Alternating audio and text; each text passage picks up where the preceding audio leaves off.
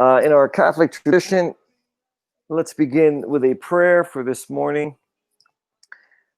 In the name of the Father, and of the Son, and of the Holy Spirit. Amen. Eternal and gracious God, help me to be curious about the world around me. Help me to be open to difficult tasks. Help me to be responsible in all I do. We ask this in your name, Jesus Christ. Amen. In the name of the Father, and of the Son, and of the Holy Spirit. Amen. Okay, everybody. Welcome to our first ENG4U summer live lesson. This is a new type of activity. I've been teaching online summer school for many years, but we've never done this kind of thing. So what we're going to do today is not going to be very long. It's going to be short. I'm going to tackle one topic, and then I'm going to be available for some question and answer for a period of time, and then we move on. Okay? And thank you for coming in to the first live lesson. All right. Today's topic, I've decided to change my mind about what I was originally going to do. And today's module 3 begins. And in module 3, by the end of tomorrow, you're submitting an essay outline. Good news is there is no complete essay in this course. The English teachers and I have decided this year, with the amount of work in the course and the time that's been given, we are not asking for a final draft of a complete essay. However, you will be submitting an outline, and next week you'll also be submitting a couple more things, a couple of pieces, short pieces, just to satisfy that component.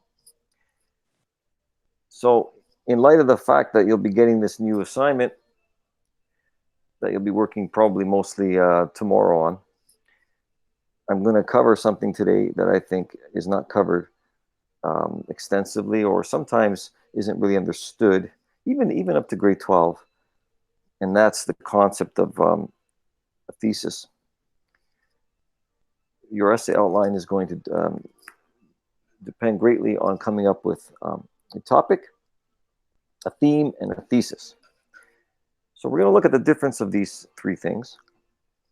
And I'm just going to briefly, for some of you, it'll be a reminder. For others, maybe it'll be a new way of looking at what exactly a thesis is. You cannot go on to college or university language arts studies without having a firm grasp of what a thesis is. I remember when I was in grade 12, even I was not quite clear what exactly that is. Okay, so what I'm going to do is I'm going to share my screen. I'm going to have a brief slideshow, and then you're going to do like a little activity. I'm going to try something new with an interactive, and then we'll do question and answer. Okay, I'm Mr. Martinik. As you know, I teach at St. Augustine Secondary School. I've been a teacher now. This is my 23rd year, I believe. So the rest of it you can find online. Okay, let's see how I share the screen. And I assume everybody can hear me. If not, or if there's a problem, please make a comment or something so I can fix it. All right. Let's see.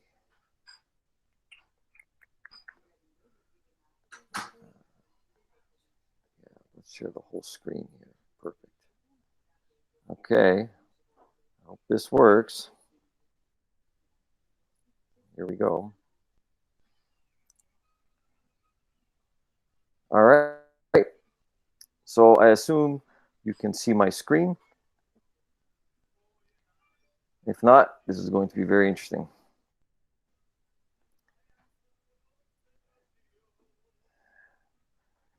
Okay, so briefly, let's talk a little bit about what a thesis is, or let's start actually with what a topic is.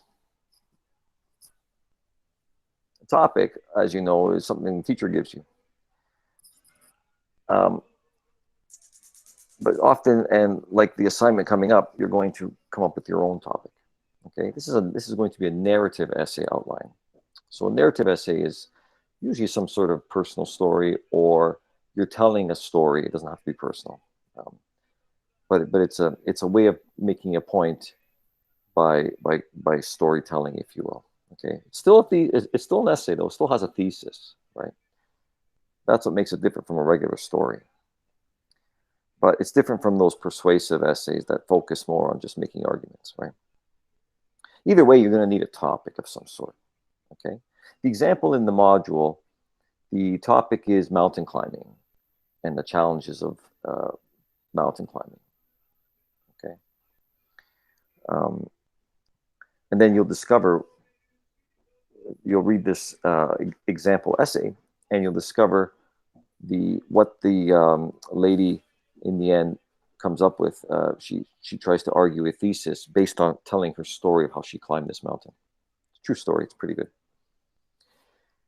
So the topic is kind of, you know, the mountain, right? Climbing a mountain, but the thesis is what she's trying to convince you. Now, in between those two is the theme. Okay, before you can come up with a thesis, like a statement, you need to have a theme in mind, right? So if your topic is climbing a mountain, your theme might be fear, you know, and the fear of climbing mountains, or how fear can motivate us in certain ways, right? That might be the theme of your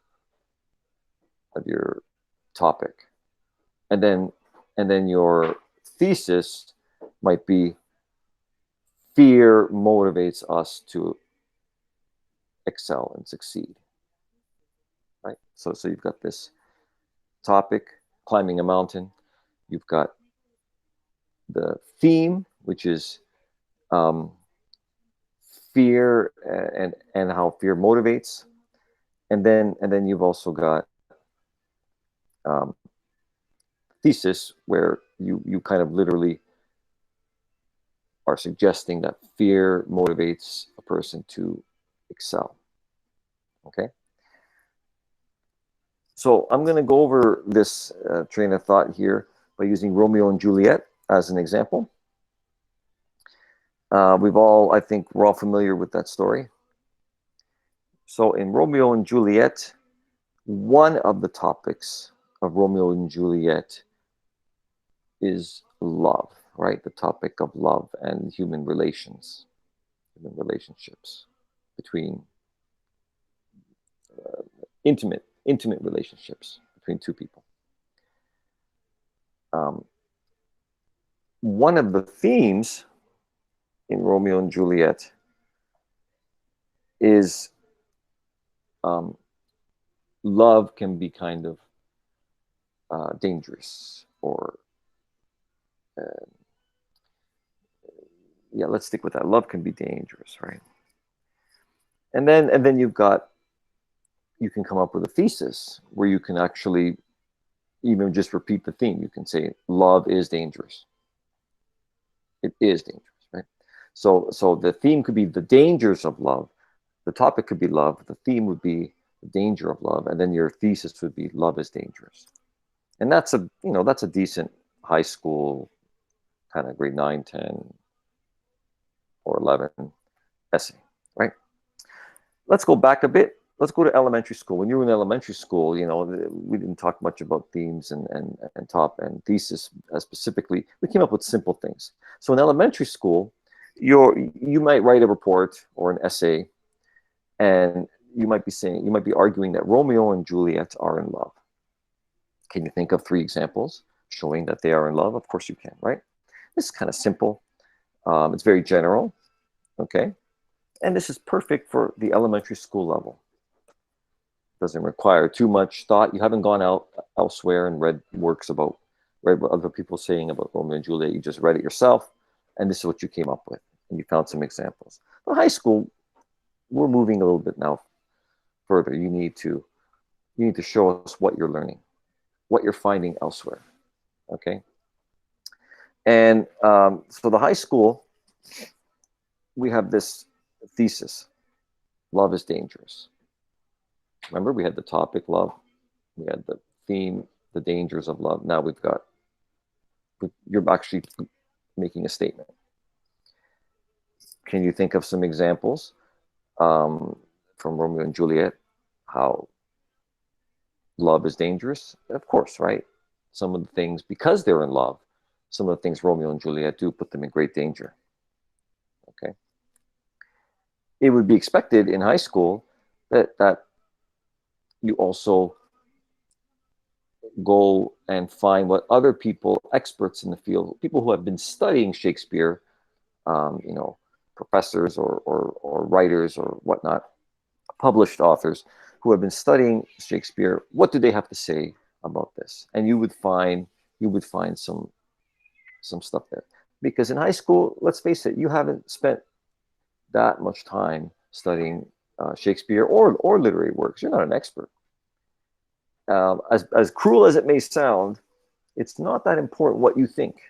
In grade 9, in grade 10, I'm not really concerned about what you think. I mean, it's nice, but what you think isn't a very informed opinion yet. Okay. In fact, I remember from my experience, it wasn't until I, third or fourth year university, that any professor really cared what I thought. Okay. By the time you get to fourth year university, you are in small groups.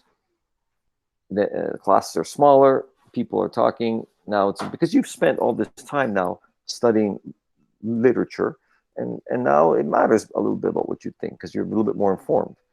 When you start university, I mean, it's just proving that you can find stuff. What have you learned, right? Showing what you've learned. You can put together stuff in the proper format. You can write properly. You don't submit, grammar errors and stuff like that. That's the main thing, right? Okay. So in high school, you're making this, and this is your thesis. Here's what a university thesis might look like. Now, notice what's happening here is you are narrowing the idea, right? Your statement.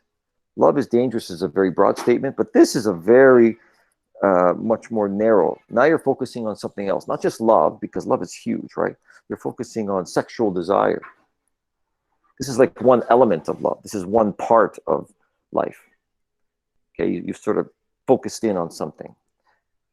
Ironically, the more you focus in on a smaller area, the longer your essay. Okay, so in high school, you might be writing, I don't know, 1,200 words or something. In university, you're writing 2,000, 2,400. You're doubling your but you're writing on something that is much more narrow. Okay, so you would think it's the opposite. You would think, well, you can write a whole book on love. Of course you can, but it's kind of opposite, right? Professors, teachers want to see you explore something very narrow and explore it thoroughly. You're not writing a book. Okay, believe it or not, even a 3,000 word essay is not a long thing, right? Relatively speaking, compared to a book. So you need to make sure your statement and your idea, the topic that you're looking at in the theme, it fits into a very small space. Can be discussed in a short amount of time, right? Because otherwise, you'd need a book. You need if you want to write about love, go ahead. You can, but you need to write a book about that properly. To do this properly, you can do this in a much smaller text, right? Talking about this theme. Now, what happens after university? Let's say you continue and you go on to PhD studies, do a doctorate in literature. What does that thesis look like? Well, it gets even more narrow. it gets even more focused. Okay, here's a good example. So we've gone from elementary school, where Romeo and Juliet are in love. In high school, we focused a bit. We talked about what is this love? Love is dangerous. We came up with that. In university, you broke that love into different parts and you focused on sexual desire and how that motivates things. And now you're kind of moved away from this concept of love. Now you're focusing on something different. And what on the surface might appear like two young people in love do silly things is actually irrational behavior caused by family dysfunction. Because during your university studies, you've also studied, you haven't just studied Shakespeare, right? You've studied psychology maybe, or you studied other things like law and whatever. You've learned about family dysfunction, you learned about whatnot, and you've decided to bring these things together, and you've come up with this, you've been studying and researching this so much, and you've come up with this concept. You've done some surveys or whatnot, right? And this is something new. This is something that's kind of like you're presenting to all the other adults, right, among you, because you're an adult by this time, right? So like you're presenting your findings from your research, which the university is paying you to do, maybe in some case, right? Like if you're a professor, you're getting paid to do research. That's your main thing. You're not getting paid to teach. You're getting paid to do research. You teach, just to fill the time. Okay. So there you go. There's the development of what hopefully I've made it clear what a thesis is. Okay. And before I finish this part, let me quickly just go over the last part here. So in your essay outline that you're going to be working on, you might start today, but probably mostly tomorrow, you're going to come up with a topic, right? So you got to think of some kind of, it's a narrative essay, so you're going to have to think of some sort of a story you'd like to tell. Could be a personal one, could be a story of your buddy or your parents, or I don't know what, right? Like I might do, if it was me, I might do the story of my father, how he came to Canada in the 60s. He had to run across the border from a communist country and whatnot. So, there would be all kinds of things in there. But you got to come up with a theme, right, for your story. Okay, you got to narrow it down, right? Something a little more specific. And then the theme turns into a thesis, right? Okay. So, and the more specific, the better. I mean, I'm not looking for university or doctorate level specificities, but if you, just make it specific, right? Don't make it very general. Okay. Yeah. So that's something you'll be working on. Now, when you finally, when you're writing a thesis or an essay or whatever, okay, please don't write stuff like, I believe this, I think that, I think, I mean, really, you don't, statements are weaker. They're often weaker when you put the I in front, because generally speaking, people think a statement is more true if it comes from somewhere else, right? So if I was talking to you and I said, you know what, guys, I think that this thesis is not very good. You'd be like, I don't care what you think, Mr. Marnier. But if I said to you, this thesis is not very good, according to so and so, theses should be like this. Like, it sounds more authoritative, right? I took the I out. So believe it or not, you want to be even when you're giving your own opinion on something. This is why we say don't use the word I, unless you're telling a story and part of the story is about what was happening to you, and that's fine. But when you want to make a statement, when you want to make your points, you make them sound authoritative. And remember, you are showing me what you've learned. Okay, so this one's a little different. It's a narrative essay.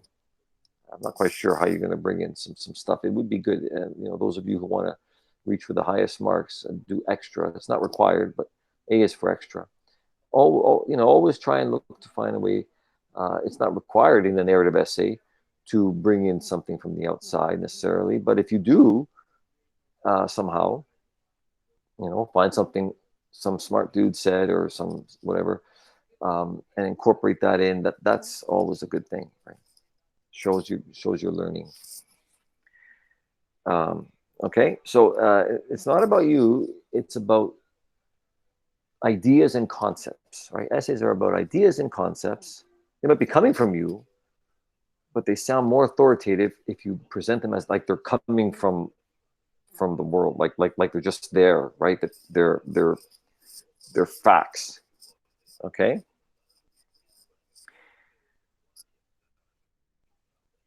You're making statements, you're presenting facts, and you're giving good reasons and examples. All right. That would be the end of the mini slideshow. I have a little interactive activity, and I've never done something like this before. I use this app called Nearpod. I don't know if you guys have used it before in class, but Nearpod is an interactive type thing. So I've got a little Nearpod game on narrative essay writing. Okay. I have no idea if this is going to work because this might kill our broadcast. So if I launch this and it kills our broadcast, in other words, you can only do one or the other, I'll wait about 10 minutes for you to do this because I'll be able to see you doing this, right? And then I'll just turn the broadcast back on. So it's 9:20. I'll launch this thing. There'll be like a code. You go to nearpod.com and you're going to punch in this code. And then you're going to play this little game with some cards and things. And I'll be able to see you playing. And then around 9:30 or so, or I will put back the Google Meet if it indeed goes away. Okay. I will post the code to this lesson. I will post it in our online classroom, just in case you don't see the screen. Okay, but let's see what happens. This is kind of an experiment for me here. So share this code. So I don't know if you can see this, but there's a code here. The capitals don't matter. It's BVZFT. You know what? So I'm going to copy this BVZFT, and I'm going to put it in the home page just in case it you don't see it. Okay,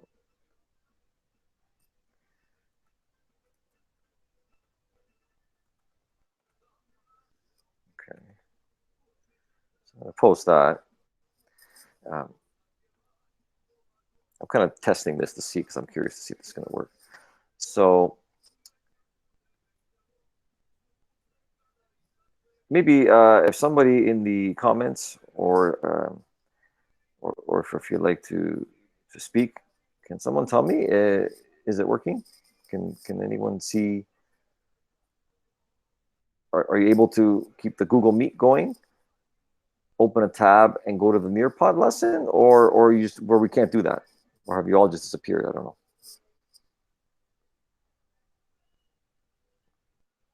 Anybody want to give me a clue here? Oh, good. Thank you. Thank you, guys. Awesome. Okay, great. Okay. I see two people have, yeah, 3. Good. Okay, fantastic. Looks like it kind of works. So really, you should have a tab open with this Nearpod lesson. And if you want to go there, and what's going to happen is I'm going to advance it, and I should be able to control your screen. It's kind of freaky. All right, so let me see here. So I'm going to advance the slides, and we'll go through this together. And then when it's finished, we'll see what happens. It'll be Q&A. Okay, you're going to complete some activities here. A couple of short things. And let's see how you do with this. All right, here we go. It's time for vocabulary.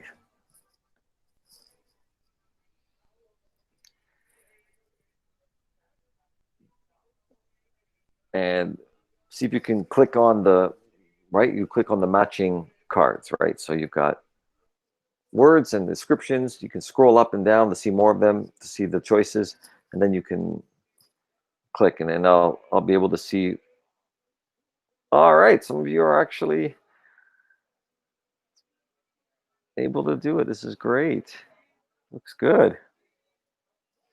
Nice. Oh, wow. You're quick. Someone's quick here. This is not a test, by the way. I'm not going to mark this. This is just some kind of like learning, okay? So it's okay if you don't get, if you're matching wrong, it's fine. I mean, I'm not even going to bother looking to see errors. I'm just looking to see if you're finishing.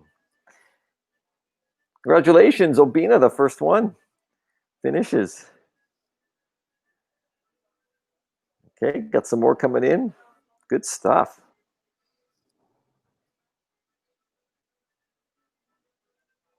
This is great. Okay.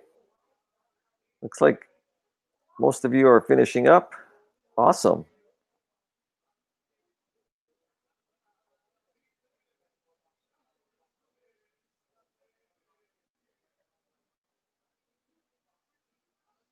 Okay, another 1 minute.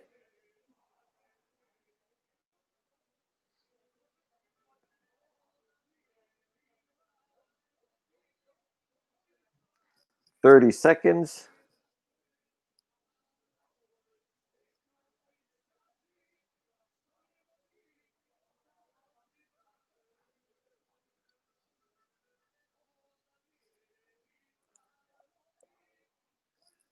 Let's do a countdown. 10, 9, 8, 7, 6, 5, 4, 3, 2, 1. Congratulations, all of you who finished that task. Good stuff. Let's go on to the next one here. Okay, now we're looking at the purpose of these same terms. Okay, so the purpose of the same terms. Let's see if you can figure these out.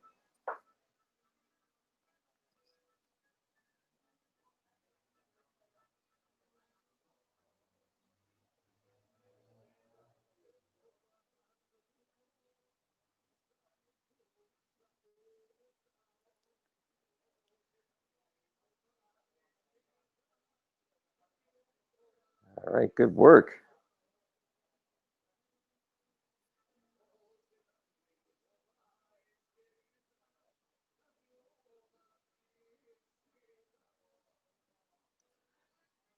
Congratulations, Liam, the first.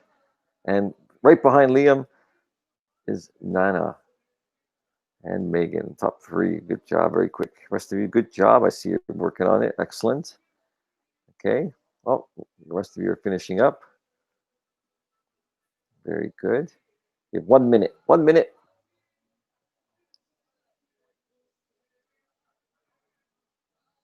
Need a countdown. Need a timer or something.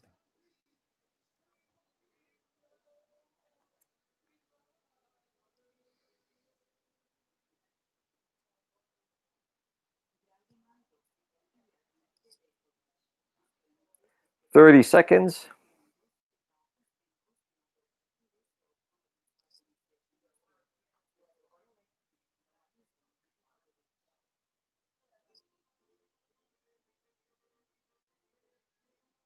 Twenty seconds.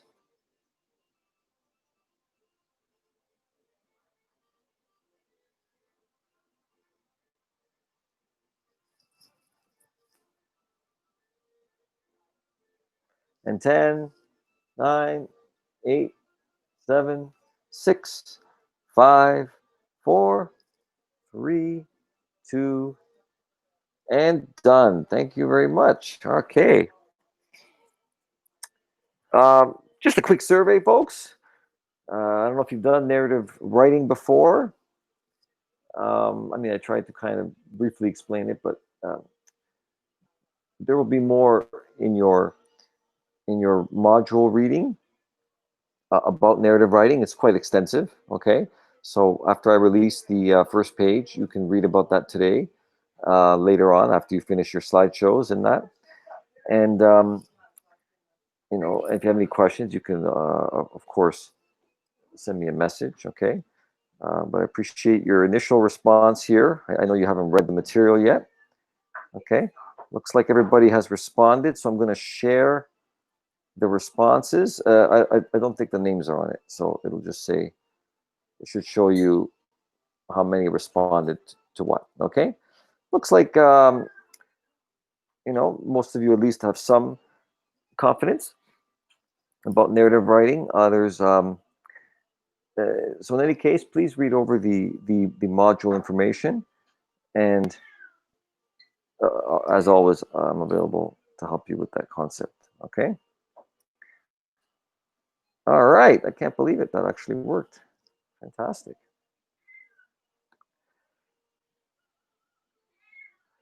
Okay. So I can open up for some question and answer period. So if you'd like to unmute the mic, or you could type in the comment area, and we'll go from there. I have a small question. Yes. Hi, Marianne. Welcome. Welcome. Thank you. So for the outline of an essay, what does an outline look like? Because you said not to write a full one. Correct. So you won't be writing a full essay in this course, a final draft, right? You're going to be writing an outline. So the outline is going to be, you know, it's kind of almost like a point form thing, right? You're just going to be giving the topic, theme, thesis. Theme and thesis could be, you know, a very similar thing, right? So topic, thesis, and then you'll kind of give a little bit about the story that you would tell. You know, you don't have to tell the whole story, right? You know, I'll be honest. This version of the course changed last year quite a bit. And last year I taught a different course online. I taught English many years, but I taught last year I took a break and taught something else. And this year they asked me to come back to the English because there's just so many sections. And I said, okay, I'll do it. But the ministry changed the course last year. So I'm kind of going through it. I don't know if you noticed, you probably noticed, but I'm going through the course and making changes as I go, right? I don't, you know, because I haven't taught it before, this version of it, right? You know what? I wish I had an example to give you, because normally I like to give previous works as examples. You know, That's to okay. make things a little better. But yeah, but just know that it's going to be very outline-ish. You know, Okay. I'll try to make it more clear in the reading, and maybe tomorrow I'll add something more. As I sit and think about it, I'm kind of still in slideshow mode, right? Because this is the thing due today. Yeah. But you know, just leave it with me, and I'll try to add a few things to make it more clear. But really, what I'm going to look for is that you're going to demonstrate that you have all the elements of what would be a narrative essay, right? You're just not writing the final draft. You know, you're not writing the 1,200 word thing, right? But you're going to be giving, you're going to be presenting the elements. So rather than present them in paragraphs, you're going to kind of present, you know. Yeah. Yeah, I'm not quite sure, to be honest. It's kind of odd, if you ask me, but this is what it is. I have like a small. Oh, was someone talking? Oh, I okay, can't. go ahead, Marianne. Yeah. Okay, so I didn't read through the unit 3 because I woke up and then I joined the call. But you said no, wait. Okay, wait. The CPT. Sorry, the CPT. We have to write 4 blogs on the book. How big? Like, what's the max pages we can do to a book? Like, there's a book too big or too small? Well, the book should be something from the list. So there's also a bigger list. I've actually found a bigger list. Grade 12 novels, right? Grade 12. There's quite a big list of suggested novels. I think I'll post that today. Because it's got to be something. It's got to be something that you might normally do in a day school, right? Or something similar. Now, obviously, there's way more choice because we're, you know, I mean, you're not in a class where a teacher presents you a novel. So, and then there is a long list. It's longer than you think, but we're definitely not going to be accepting, for example, the book you read last year for grade 11, right? But you could go through the list, try to find that book, or you could suggest the title, and I'll have a look at it, and I'll give you an answer. Okay, so there's Okay. always that. There's always that Thank option, you. right? Yeah. Okay. Anyone else? Who else has a question regarding? It could be about anything. It doesn't have to be about narrative essay. It could be about CPT or the slideshow. Okay. All right.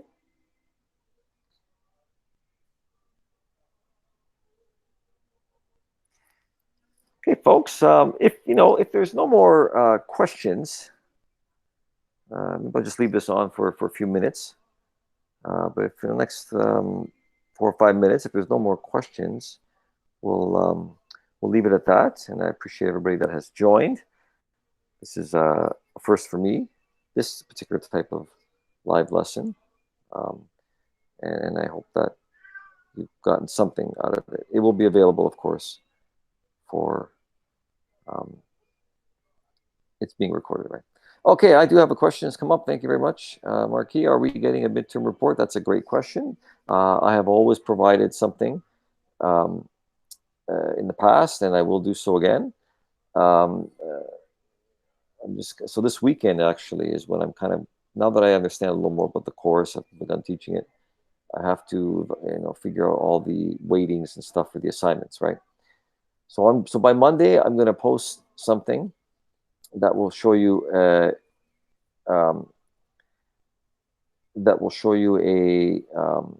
what list of assignments and the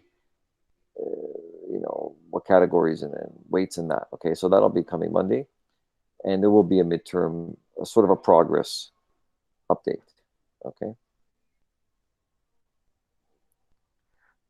Okay, another question. Do you want a works cited slide for the presentation? If we use quotes, that would be good. A works cited slide is always something, right? This is 12U academic. So I mean, if you didn't have it, it would immediately raise a flag, if you will. Okay. So yes, of course, please do. Well, you're welcome, Marky.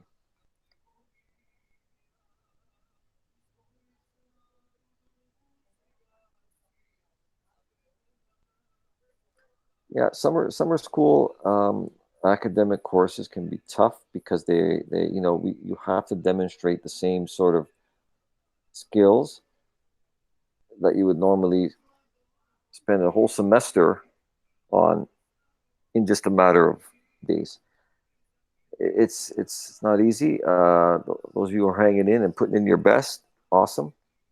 And I will try my best to teach as much as I can. Unfortunately, that's the problem, right? You're almost asked to perform before getting taught. Well, it's a tough goal. Liam has a question. Thank you. On the rubric, it asks us to analyze the features. What does this mean? We have to include this. Okay, so thank you for asking. I have modified the assignment, and I edited the page, right? I couldn't figure out how to edit the rubric. So you'll see things that are straight. See, the original assignment was a little bit more broad and talked about these media texts and stuff. I've decided to make it a slideshow because I want to focus on that skill. So just wherever it says media text, just think slideshow. And the whole thing about analyze the features. The original assignment had more to it. You were supposed to hand in these questions, analyzing this, analyzing that. Like I cut that out. I'm really trying to cut out some of the extra stuff that I don't feel is really necessary, so that you have more time to develop the skills that I'm looking for. Okay. So if some of those things don't make sense, that's probably wise, because I've edited, changed, and I wasn't able to edit and change some parts. Oh, good question. Now has a question about the exam. So there will be no exam. The CPT is the 30%, whereas in the past it was 15% exam, 15% CPT. It is now 30% CPT because of the COVID. Okay, and that's how it's, yeah, which is good and bad, right? I don't know. Some people like to divide up their stuff more, but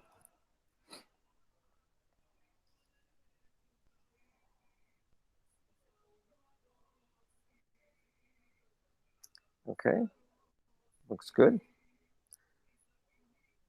Oh, rubric for the blogs. Okay, good question. So I'm not sure yet about the CPT.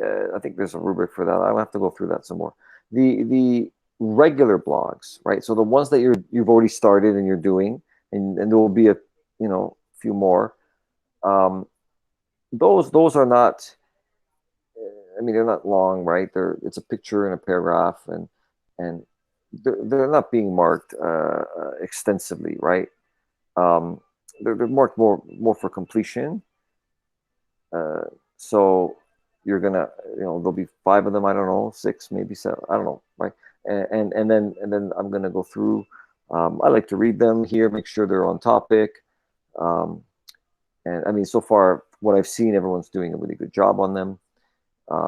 So as long as it's kind of a decent looking thing, it counts as one.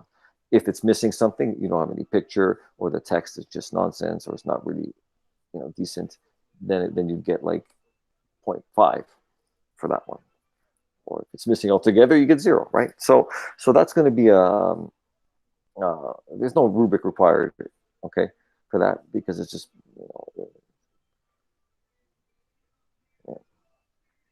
how do we work Weebly blogs? Because you said you want us to comment on people's, and I can't figure. Okay, Mariam. Yeah. So the commenting on each other's blog posts. Okay. I'll be honest, that's difficult for me as a teacher to address and monitor. I encourage everyone to do that, and I think it's important. And it helps. It helps people feel good about their work. That's not something I'll be able to grade specifically. The discussions are different, though. The discussion responses in that's worth. Usually, I make that worth like 5% of your mark, uh, and that's something that, like, it's not marked for content. Like, I'm not marking it, but I'm marking for participation, and it's very easy for me to see if you've been contributing or not, and responding. So make sure that the discussions, you are always responding to 2 people, plus posting your own. But the blogs, I would like to see. It's nice when you see people's blogs and they have people who have commented. I think it's great. It's just a nice thing to do, to post a comment here and there, something positive on people's blogs. I hope that answers your question too, Liam. Okay.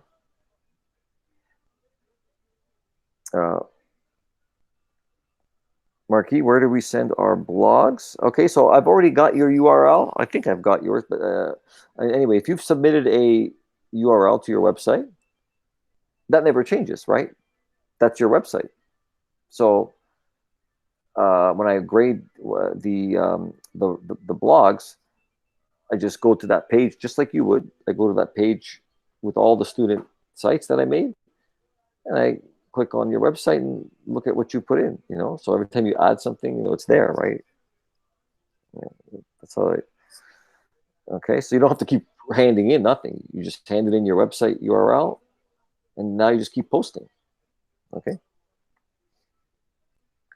Miriam, if we can't work out the blog website, okay. Yeah, I mean, you could try. I recommend the Weebly platform. I found it pretty cool, and my students have been blogging for years in all my classes. My grade 9's blog. I started this a long time ago, so I found the Weebly platform that most people manage it the best. But you can certainly use something else if you like, WordPress, Wix. I'll stay away from WordPress unless you're like a real, um, unless you're really keen and you've been really, maybe you've blogged before. WordPress is, I think, a little complicated. Some of you have experience, right, with websites, so you're ahead of the game. Others, if it's your first time, it's not a problem. Just try one of the easier ones, and maybe it's one of the easier ones. Play posits, good question. How much are they worth? I haven't quite decided yet. No small thing. You're doing, a couple of them every day. So I haven't quite decided. They'll definitely be worth as much as discussions, if not more. Okay. I'm going to work on that on this weekend and figure out all the weightings and whatnot.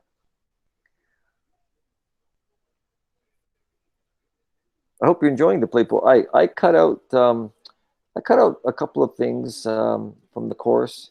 One was the meme. There was a meme assignment. There was and here and there I'm sort of chopping a couple of things, but I've added the play poser, right? So, like instead of doing a worksheet, I cut one of the worksheets. So I'm not cutting the amount of work. I'm just trying to do something a little different. I like the play poser platform, and I hope that you enjoy it, or at least think it's viable. Most of my students have, when I ask for feedback, they say it's all right, sir, which means it's probably okay. So, okay, thank you all. Oh, great. Yeah, thanks, Leo. I hope you enjoyed. I like the fact asking students to make one is kind of neat, because then you get to at least you've learned one concept, right? When you make something or present something, that's when you learn it the most, right?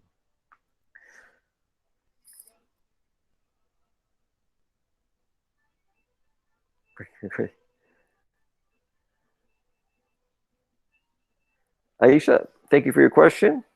I would recommend if after you read I'm going to release now after this lesson, I'm going to release the activity 3, the unit 3, the module 3 first page, which goes through the assignment.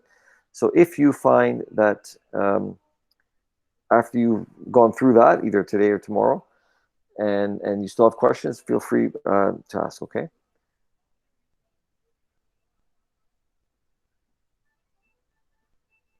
Okay, everybody, thank you very much. That was great, and we'll see you on the line. Bye-bye. Yes, have a great day.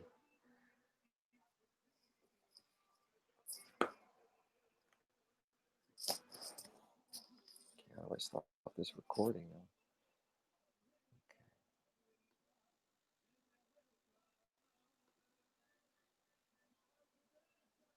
Stop recording.